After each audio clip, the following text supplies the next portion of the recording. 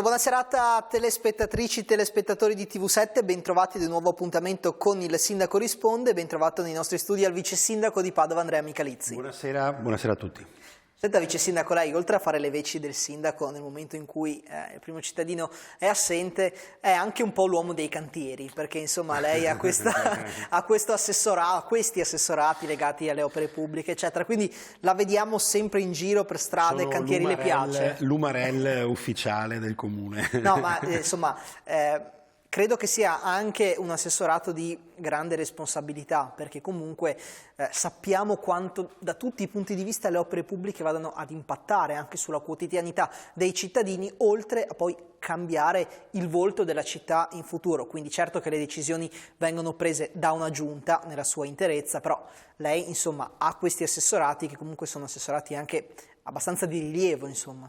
Sì, guardi, è una delega che mi appassiona tanto perché comunque mi dà anche la fortuna di vedere le trasformazioni, vedere i cambiamenti e essere dentro questi processi. Tra l'altro è una stagione di grandi cambiamenti grazie anche ai grandi finanziamenti che siamo riusciti a ottenere e devo dire una buona dose di coraggio che il sindaco Giordani ha impresso un po' a tutta l'amministrazione nel affrontare di petto, insomma, se pensiamo ad alcune questioni chiave della città, da Piazza De Gasperi a Via Anelli, alla Prandina, all'ex CONI, all'Arcella, così come insomma altre partite, 2 linee di tram. Cioè, guardando indietro potevano sembrare cose che destinate ad essere, come dire, dei vuoti, delle cose risolte in, come dire, in eterno, no? E in realtà insomma tante cose si sono smosse. I cantieri, i lavori hanno diverse sfaccettature, molto anche intriganti, appassionanti per chi fa politica, per chi ama questa città come me, e perché lo spazio pubblico non dobbiamo, prima riflessione che faccio, pensare semplicemente al materiale che una piazza può avere, non so, porfido piuttosto che asfalto, piuttosto che un'altra pietra o verde. Non dobbiamo pensare a che forma avrà, dobbiamo pensare ai contenuti, a come i cittadini possono utilizzarle, quindi a quale disegno attuare per poter rendere quel posto bello, non perché ha l'arredo più bello, i materiali più belli, l'architetto più bravo, bello perché accadono cose belle. L'altro elemento delicato sono la convivenza con i lavori. Che soprattutto in questo periodo noi non smettiamo di sottolinearlo, perché obiettivamente, vice sindaco, i disagi in città tanti cantieri li creano, è inutile girarci intorno. È un tema di oggi, in una città che sta cambiando con coraggio, con una grande spinta, ma noi abbiamo deciso di prenderlo questo treno. Cosa avrebbero detto i padovani o chi un giorno avrebbe commentato questa grande stagione di finanziamenti dicendo tante città hanno avuto molte risorse, molti finanziamenti, Padova ha avuto un atteggiamento rinunciatario, un po' perché non c'erano idee, un po' perché si aveva paura di cambiare. No, noi questo atteggiamento rinunciatario, questa paura di cambiare non l'abbiamo. Sappiamo che scontiamo in questa fase un'enorme quantità di cantieri. Tanti cittadini mi chiedono in modo molto semplice: ma vice sindaco, perché bisogna farli tutti insieme questi cantieri? Non si possono diluire nel tempo? E io cerco sempre di spiegare: no, non possiamo, perché l'Europa ci dà tutti questi soldi, ma dobbiamo completare le opere entro il 2026.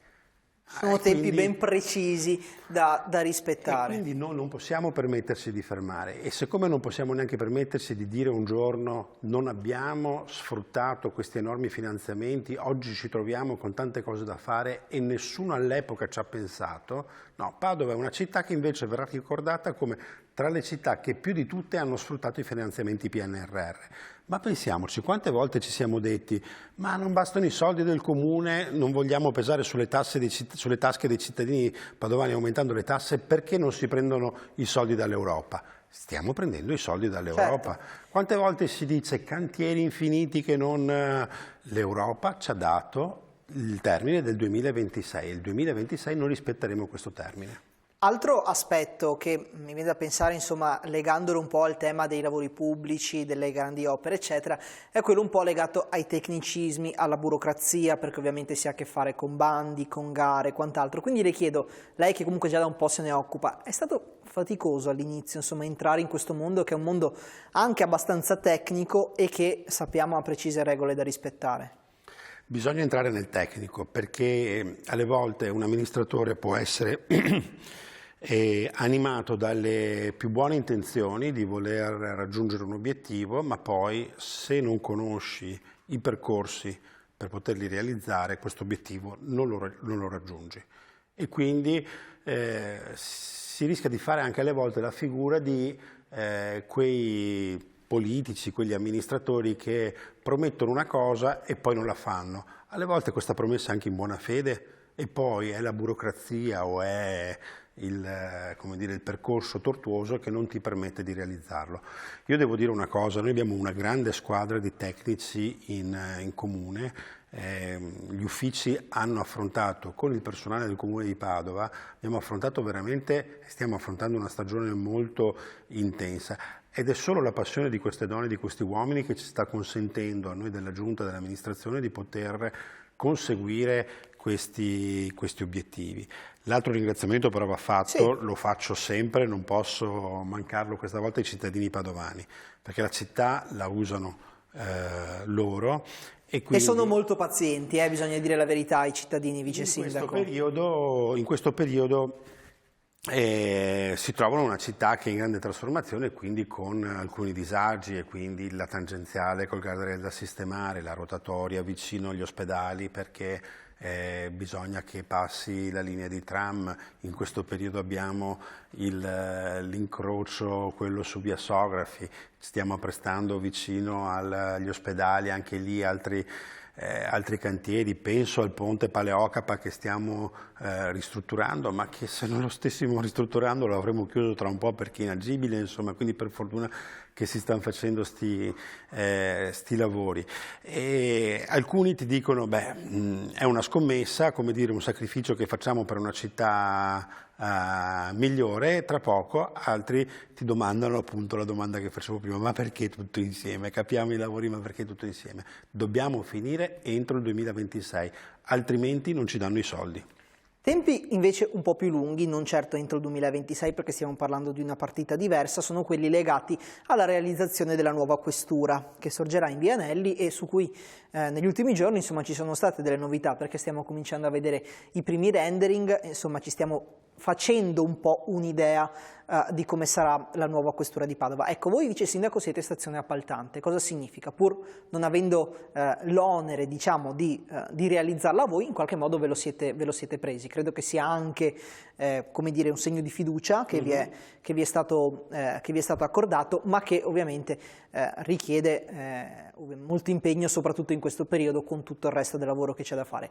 Cosa ci può dire nel merito della nuova questura? Ci può aggiornare un po' insomma, su come procede l'iter della progettazione? Certo, però qua si capisce perché questo lavoro è appassionante, questo compito diciamo è appassionante. Io sono cresciuto amministrativamente facendo il consigliere di quartiere proprio nella zona tra Mortise e La Stanga. Ecco, più o meno qui stiamo vedendo l'area su cui sorgerà la nuova questura, poi le faremo vedere bene. Si vede il render, certo. Il fotomontaggio diciamo con la nuova questura. Lo vediamo sulla destra dello schermo, insomma, per i nostri telespettatori, per le nostre telespettatrici. Attenzione, non è detto che sarà quello il disegno, questa è una proposta che lo studio che ha vinto la gara per la progettazione ha fatto, ma questa proposta dovrà essere confrontata poi con gli uffici della questura e gli uffici del Ministero dell'Interno per capire se quell'idea può andare bene per la realizzazione di una questura. Eccola qua. Però dall'idea, sarà questa o non sarà questa la forma, dall'idea della qualità che avrà questa realizzazione. E dall'idea pure delle dimensioni, vice sindaco, perché sì. È abbastanza rilevante. Sì, è un'area che aveva una grande cubatura, prima c'erano 6 palazzine da 4 piani, insomma avremo sicuramente un miglioramento della qualità non solo visiva ma anche dal punto di vista energetico. Quindi noi oggi mostriamo quella che è la proposta dello studio, ma è una proposta che come dire, in discussione, verrà dibattuta con gli uffici del Ministero. Ma dicevo di come è appassionante, insomma, anche questa attività. Io mi ricordo la via Anelli di quando ero consigliere di quartiere. Io ho iniziato a fare il consigliere di quartiere, avevo 23 anni, mi ricordo, da ragazzino ero già appassionato alle vicende, insomma, del mio quartiere, del mio territorio. E via Anelli era la via Anelli occupata da sacche di criminalità, da un'edificazione, un'urbanizzazione sbagliata che ha prodotto situazioni di disagio sociale, che poi hanno prodotto anche, appunto, quella situazione impossibile dal punto di vista della criminalità e anche un grande disagio per i residenti. E credo se lo ricorderanno tutti, perché ha avuto anche rilevanza nazionale, vice sindaco, la zona di via Anelli, poi col muro e tutto il resto. In tutta Italia, ma io mi ricordo le assemblee con i residenti e le facce di chi ci diceva: ma allora come pensate di risolvere questa situazione? E dentro di me la difficoltà di affrontare una situazione del genere. Oggi vedere non solo che non ci sono più quelle palazzine, ma vedere che abbiamo di fronte la progettazione di una questura che sarà un luogo, come dire, non solo simbolo della giustizia, della polizia, quindi anche della sicurezza, del presidio del territorio, ma sarà anche un'opera che trasformerà la vita economica e sociale di quel quartiere. Pensate a tutti quelli che hanno vissuto il periodo della svalutazione economica dovuto alla presenza di via Anelli, quando c'era Vianelli, la Vianelli che si conosceva con il disagio e il degrado. La gente scappava dalla stanga. Chi avrebbe mai comprato un appartamento lì? Chi avrebbe mai comprato un negozio? Il mercato immobiliare era crollato. Oggi questa realizzazione con la nuova questura fa ripartire anche il mercato immobiliare, ridà ricchezza a tante cittadine e tanti cittadini proprietari di immobili in quella zona che l'hanno persa. Non è solo un edificio nuovo dove prima c'era un edificio vecchio. Non ho ancora detto a che punto siamo. No, però quello me lo dice dopo, però a questo punto non posso però non farle questa domanda, vice sindaco. Non avete la paura che dal punto di vista della congestione quella zona vada in crisi? Perché stiamo parlando di una zona già abbastanza delicata, con via Venezia spesso soggetta a ingorghi, soprattutto nelle ore di punta, eccetera. Quindi portare un così importante flusso di persone, seppur stiamo parlando di forze dell'ordine, però sono pur sempre lavoratori, non avete paura che mandi la zona un po' in crisi? Ma noi per questo, oltre alla questura, lì abbiamo previsto il passaggio del tram. Il tram passerà sia su via Venezia, con molte linee di tram, e quindi ci sarà una grande offerta di trasporto pubblico che lì passerà ogni 3 minuti e mezzo. Però fosse un po' utopistico pensare, vice sindaco, che tutti prendano il tram, che non ci siano più ingorghi, che non ci siano più code, insomma. Capisco che ci sperate, tutti ci speriamo magari, però forse è un po' utopistico. Tutti no, però noi un tram ce l'abbiamo, una linea di tram, e nelle strade in cui il tram passa, il tram è sempre pieno, e noi rispetto a quando non c'era il tram abbiamo registrato un calo del 30-40% della viabilità a seconda dei posti del flusso veicolare.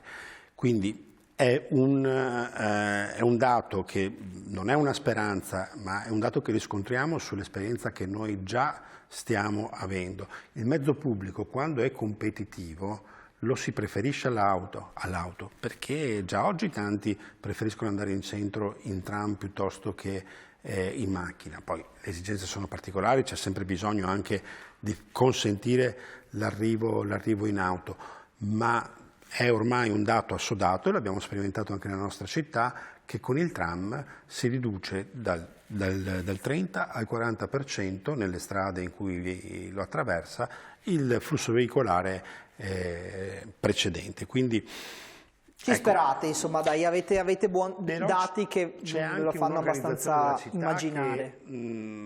Come dire, che viene ottimizzata, perché passiamo da una situazione in cui tutti i servizi e tutte le attrattività e le funzioni più importanti erano concentrate in un unico punto, il centro, Adesso state delocalizzando, per dire così. La interrompo un secondo solo, ci prendiamo una brevissima pausa, al rientro mi dice anche a che punto siamo per quanto riguarda la nuova questura. Rimanete con noi, a tra pochissimo.